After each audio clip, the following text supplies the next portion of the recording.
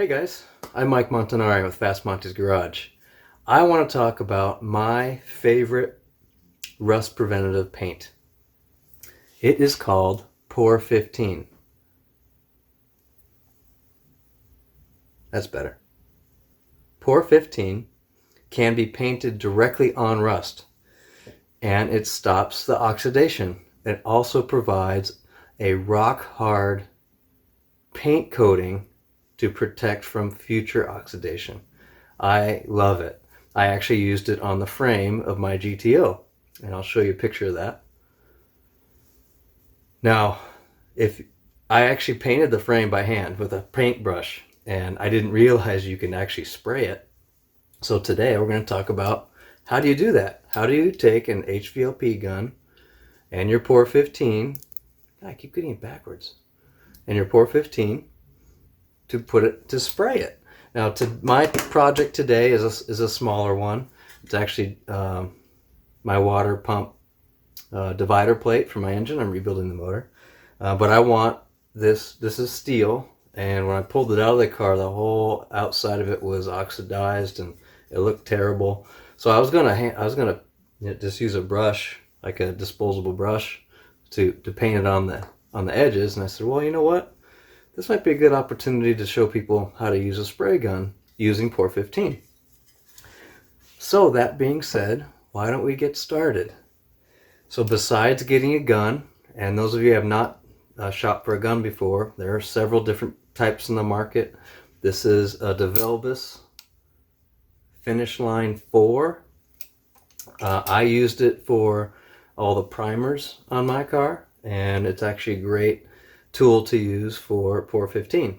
Now, if you talk to Pour 15, they'll tell you you need a 1.5 or 1.6 millimeter tip. I have a 1.5. That'll work perfectly. I also like DeVilbiss's method of holding the paint and applying the paint into the gun, because this actually collapses and takes all the air out, so you can actually paint upside down, which is handy. But it also prevents early curing of the Pour 15. Pour 15, if you get it on your hands or on your face, it is not going to come off until your skin decides to peel. So be aware of that and wear gloves when necessary, and even eye protection if you want. So today's project, we're going to talk about how do we prep and how do we spray Pour 15. So here are the three things you're going to need for prep. Okay, to start things off,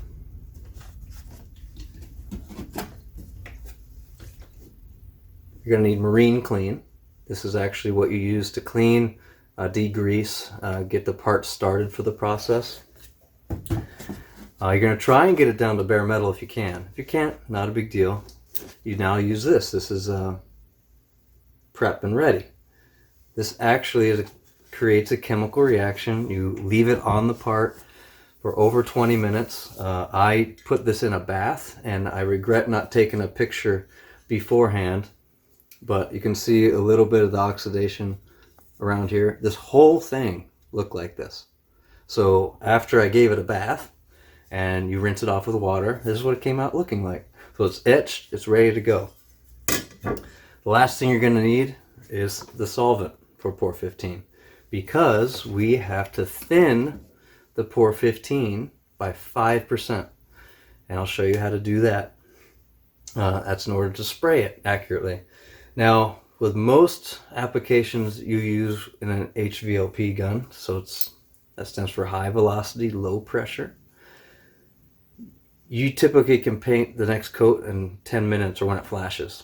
And flashing means it's somewhat dry to the touch, maybe a tiny bit tacky. Pour 15 takes longer to cure, and I'm talking like hours. So I will make a judgment call on how many coats I need. I only think I need one, but if I need two, the reapplication period is 3 hours.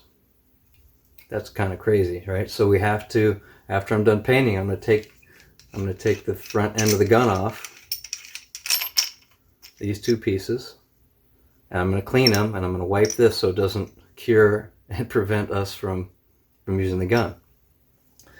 Now, the other thing I like about Pour 15 is they come in little cans if you need them. This came in like a little 6-pack. I'm just going to use the whole can.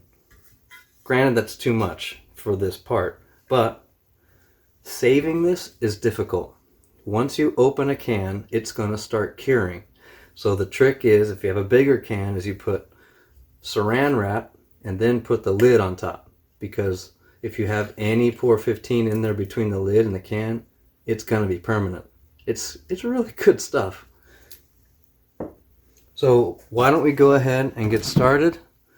I'm going to go show you how I'm going to mix the paint, show you how I'm going to prep my paint area. It's not complicated. Oh, and if you want to do a paint booth, check this out.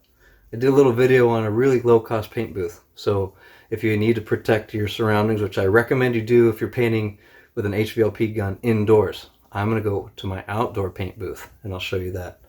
So let's get it on.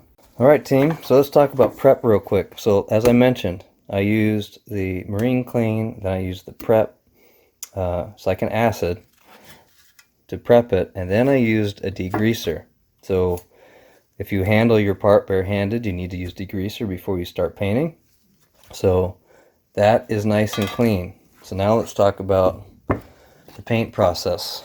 I recommend getting one of these paint cups called the painter's pail. They make them in small sizes like this and up to gallons.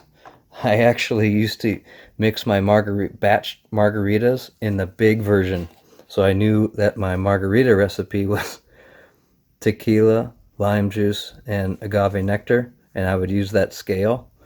They came out perfect every time. So if anyone ever wants a margarita, let me know. Anyway, so what we're going to do here is I already shook this up.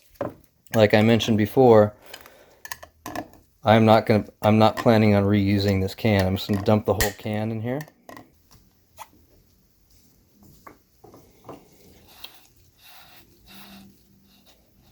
So I'm going to pay attention to, I'm going to use one of these two scales. I don't know which one yet.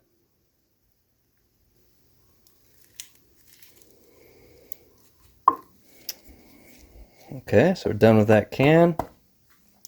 And if we look on the side, we can see these graduations. This one comes up to, say, 38. And this one comes up to almost 4 ounces or 100 milliliters. Now the trick here is we can only put 5% of the solvent in here to reduce it. So if I look at this scale, say 40, 5% is if you divide this quantity by 20, and that would be your 5%. So 5% here is basically 2 of these lines. So I'm going to pour the solvent in until I get to 4.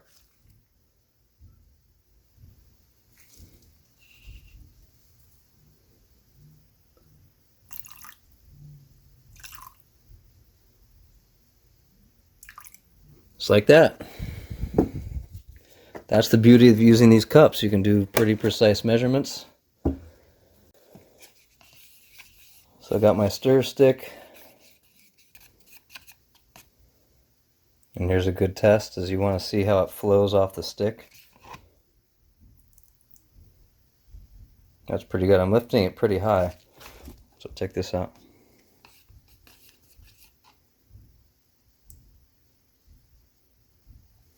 So that looks pretty good. So now I'm going to take my paint cup. This is the holder. Obviously I've used it a few times. Put our liner in. So then I put my filter in. It's like a strainer. And I go ahead and pour the paint right in there.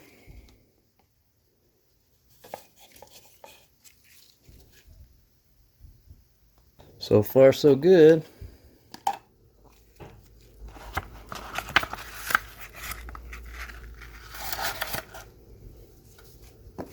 And I have a lid.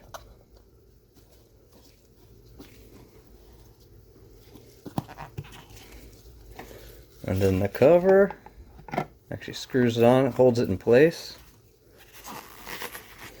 And if you're using a DeVilbiss system, you want to make sure the middle stays centered, because that's the interface to the gun. Sometimes it will slide. So we're all good there. That's our paint. Let's talk about the gun real quick. I think you guys all know that I've used one before. If not, this is how you set your pressure. So I'm gonna be at 20, which means I'm holding the trigger down and I'm adjusting the pressure. And I'm good to go. I got my 1.5 millimeter tip. Other things to note are you need a dryer for your supplied air. So look at this picture. That's what I'm using for my dried air. It's basically a filter.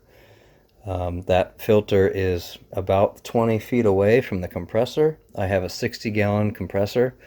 It's already charged from yesterday. The air is nice and cool. That's another thing you want to be prepared for when you're using an HVLP gun, is what's your CFM of your gun. Because if your compressor is working too much, it heats up the air and creates moisture. And so when you spray, that moisture comes out and creates bubbles. You do not want that, obviously. So that being said, so those of you who need a respirator because you have the coronavirus, this is the one I like to use. I get it from Summit Racing. It's like $20 and you can use it a bunch of times, throw it away, get a new one. So it's disposable. So I'm going to use this today, and I'll be right back. We're going to go hit the paint booth. Hey guys, welcome to my paint booth. I don't have a paint booth. This is clearly a pallet in my side yard. But I wanted to show you something, the difference between a rattle can and an HVLP gun. So with a rattle can, that's your spray pattern. With an HVLP gun,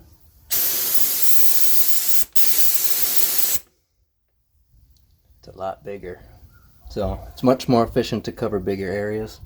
So I'm going to go ahead and spray that part. It's not complicated. I put it on a hanger, so I don't need to film all that. Hey guys, so the day after I painted, and I didn't know how many coats I was going to do initially, so I ended up doing 2 coats. Look at that thing. Woo! Gloss black. So that's the cool thing about Pour 15 is they have different colors. They have flat black. They also have high temp enamel for your engine. So I didn't need super high temp for this, but this is awesome. So I hope you guys learned something. Hit like if you like what you saw, and if you have any questions, leave me a comment. Other than that, I hope your project turns out the way you want it, and subscribe for more. See ya.